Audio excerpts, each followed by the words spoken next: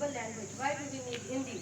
हाँ, मैं ये मानता हूँ कि अंग्रेजी एक वैश्विक भाषा है, परंतु क्या तुम्हें पता है हिंदी का इतिहास बहुत ही समृद्ध है।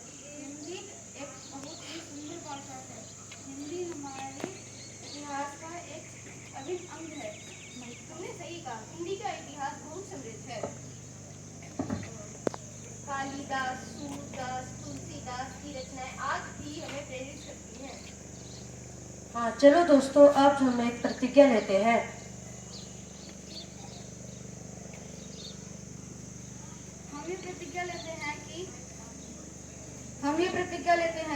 हम ये प्रतिज्ञा लेते हैं कि हम हिंदी को कभी बुलाएंगे नहीं। और ना ही किसी को बुलाने देंगे।